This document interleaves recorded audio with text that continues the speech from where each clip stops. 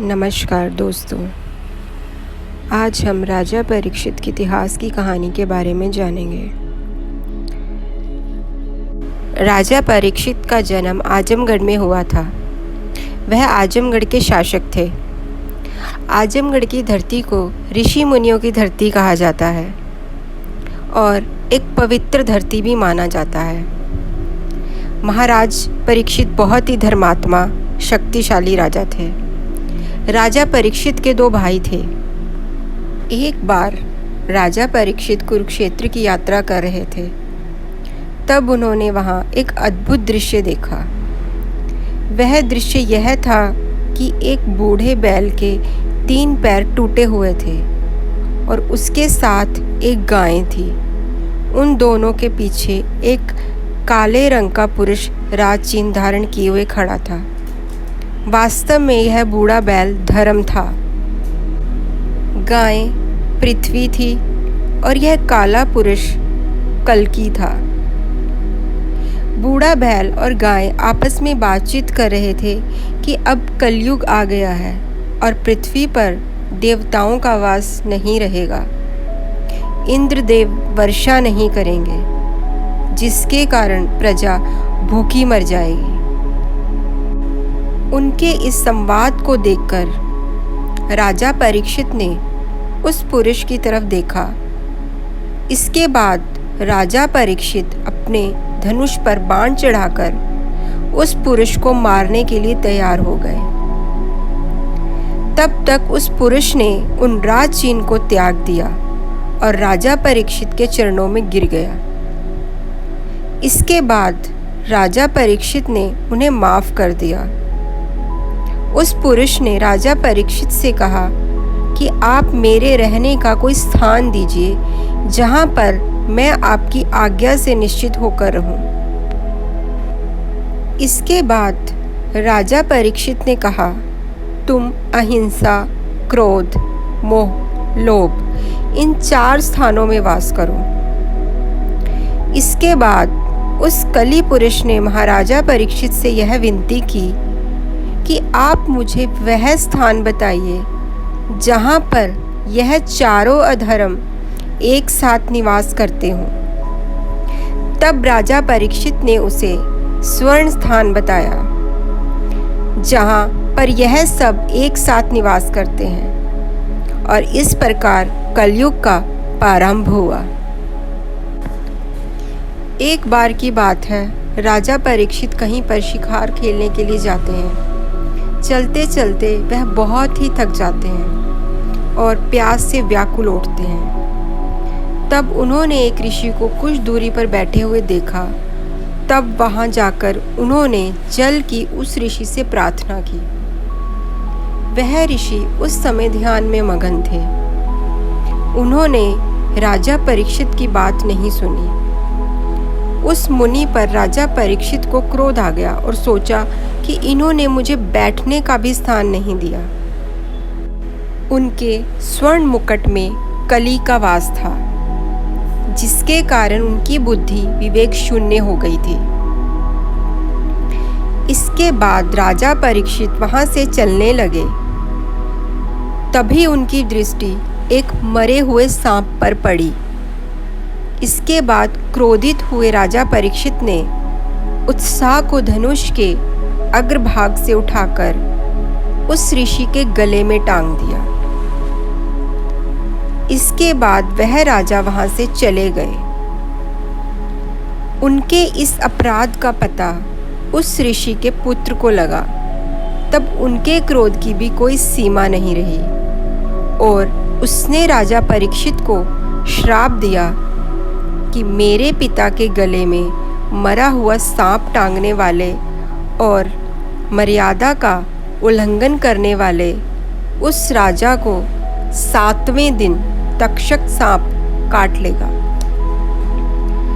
तभी उनके पिताजी की समाधि टूटी और उन्हें इस सारी घटना का पता चल गया। ऋषि ने अपने पुत्र को डांटते हुए कहा कि तुमने उस महाप्रतापी राजा को ऐसा श्राप क्यों दिया? तुम्हें ऐसा नहीं करना चाहिए था। उसके बाद उस ऋषि ने अपने एक शिष्य के हाथ यह सारा वृतांत पहुंचा दिया। जब राजा को अपने श्राप का पता चला तो वो बहुत चिंतित हुए और उनका मन संसार से उठ गया।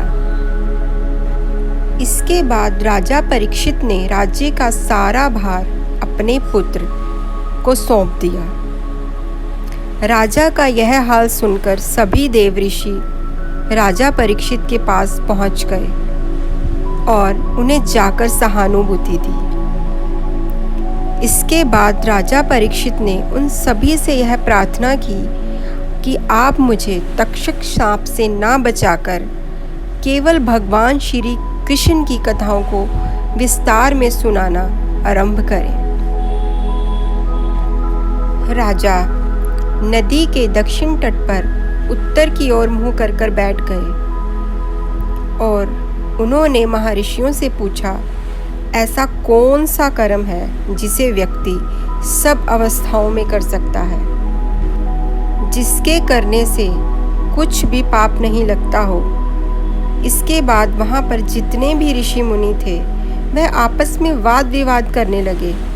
वह सभी आपस में वार्तालाप ही कर रहे थे कि तभी वहाँ नारद मुनि आ जाते हैं और उन्होंने उस सवाल का जवाब नारद मुनि जी से पूछा। नारद मुनि ने कहा, इसका जवाब शुकदेव मुनि ही दे सकते हैं, परंतु उन्हें यहाँ पर सम्मान पूर्वक लाना होगा, तभी राजा परीक्षित इस श्राप से मुक्त हो पाएंगे।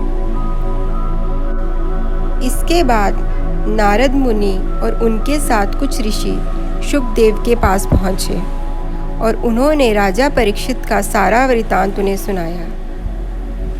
तब उन्होंने वहां आने से मना कर दिया और कहा कि मैं अभी वहां नहीं जा सकता। कुछ समय बाद ठहरकर नारद मुनि के मनाने पर ऋषि शुकदेव वहां चलने के लिए राजी हो गए। उस समय उनकी आयु केवल 16 वर्ष की थी। अपने बीच ऋषि शुकदेव को देखकर सभी ऋषि मुनि बहुत ही खुश हुए।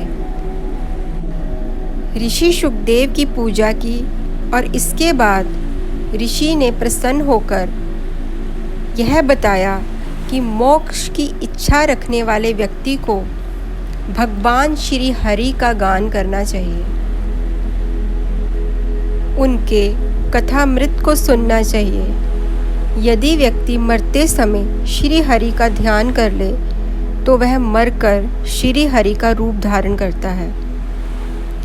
इसके बाद ऋषि शुकदेव ने राजा परीक्षित से कहा कि अपने मन को एकाग्रचित करके भगवान के ध्यान में लगा लो। राजा परीक्षित ने महर्षि सुखदेव से श्री हरि कथामृत पान कराने का अनुरोध किया। इसके बाद ऋषि शुकदेव ने उन्हें 1 सप्ताह में श्रीमद् भागवत की कथा सुना दी थी और उसे राजा को बहुत ही सांत्वना मिली और अंत में राजा परीक्षित को बैकुंठ की प्राप्ति हुई। अब राजा परीक्षित की मृत्यु का वृतांत सुनिए। राजा परीक्षित अपने राज्य का सारा भार अपने पुत्र मुख्यमंत्रियों को सौंपकर अपनी जान बचाने में लगे हुए थे। उन्होंने 6 दिन के अंदर ही 7 मंजिला भवन बनवा दिया था। वह मंत्रियों के साथ उसी भवन के ऊपर जाकर रहने लगे। मंत्र जानने वाले अनेकों प्रसिद्ध पुरुषों की युक्ति की गई। उस घर के बाहर इतना कड़ा प्रबंध था कि कोई भी उसके अंदर नहीं जा सकता था। राजा अपने सारे कार्य ऊपर के भवन से ही संपन्न किया करते थे। जब 7वें दिन तक्षक नाग एक मनुष्य का रूप धारण करके राजा के प्राण हरने के लिए जा रहे थे, तभी उन्हें रास्ते में एक मुनि मिले जो कि राजा को जीवन दान देने जा रहे थे। उस तक्षक नाग ने उस ब्राह्मण को धन देकर उसे घर की ओर वापस लौटा दिया था। उस ऋषि को लौटाकर वह तक्षक नाग हस्तिनापुर की ओर चल पड़ा, परंतु राज्य की व्यवस्था को देखकर वह चिंतित हो गए और उन्होंने सोचा कि यदि मैं राजा परीक्षित को काट नहीं सका तो ब्राह्मण मुझे श्राप दे देंगे। तक्षक नाग ने विचार किया कि उस ऊंचे महल में कैसे जाया जा सकता है। उसके बाद तक्षक नाग ने एक योजना बनाई और बहुत से नागों को तपस्वी के रूप में राजा के पास भेजा। वह फल फूल लेकर राजभवन की ओर चले। तक्षक नाग एक छोटा सा कीड़ा बनकर फल में जा बैठा। राजभवन के द्वार पर तपस्वियों को देखकर राज दरबारों ने उनके आने का कारण पूछा। तभी उन नागों ने कहा कि हम महाराज का दर्शन करने के लिए तपोवन से आए हैं। इसके बाद उन्होंने कहा कि हम राजा को अभीष्ट फल देकर वापस लौट जाएंगे। तब राजा परीक्षित ने उन्हें अंदर आने से इनकार कर दिया। इसके बाद उन्होंने कहा कि यह फल फूल ब्राह्मणों का आशीर्वाद है, आप इन्हें राजा को दे दें। इसके बाद उन द्वारपाल ने उनसे वह फल ले लिए और उन्हें कल फिर से आने का आग्रह किया। द्वारपालों ने सभी फल सम्मान के साथ महाराजा परीक्षित के पास पहुंचा दिए। राजा परीक्षित ने एक पके हुए फल को उठाया और जब उस फल को काटा तो उसमें एक छोटा सा कीड़ा निकला। उस राजा ने उसे कीड़ा समझकर अपने कंधे पर रख लिया, परंतु उस कीड़े ने राजा परीक्षित के कंधे पर तक्षक का रूप ले लिया और उस तक्षक नाग ने राजा परीक्षित को काट लिया। इसके बाद राजा परीक्षित की मृत्यु हो गई और यह देखकर वहाँ पर मौजूद सभी मंत्री हैरान रह गए कि इतनी व्यवस्था करने के बावजूद भी हम राजा को बचा नहीं सके। इसीलिए कहा जाता है कि हमें क्रोध के वश में आकर कोई भी कार्य नहीं करना चाहिए। क्रोध में आकर किए गए कार्य का परिणाम हमेशा ही बुरा निकलता है।